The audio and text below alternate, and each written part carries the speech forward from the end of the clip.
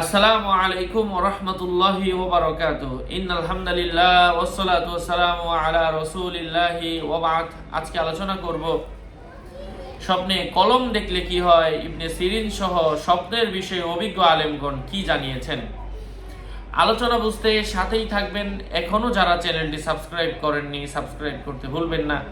Verify চ্যানেলের description বক্সে click করলে পেজ এবং আইডি আসবে। এটা ছাড়া আলাদা অন্য কোনো পেজ নেই, আইডি নেই, ইমো নেই, হোয়াটসঅ্যাপ নেই, টিকটক নেই।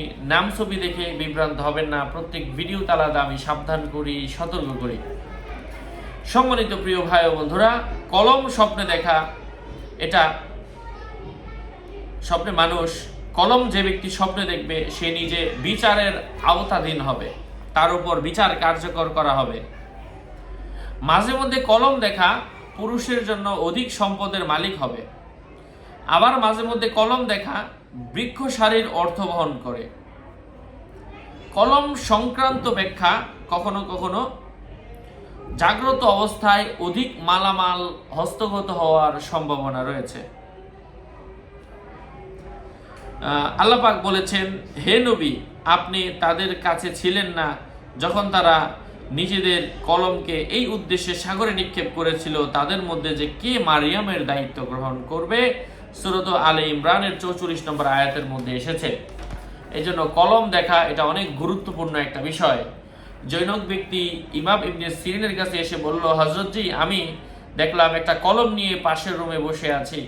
তো এর ব্যাখ্যায় তিনি বললেন যে তোমার উপর বল প্রয়োগ করে তোমার সম্পত্তি কেউ অন্যের নামে লিখে নিবে, এমন কিছু বোঝাই। তো তাই হয়েছিল।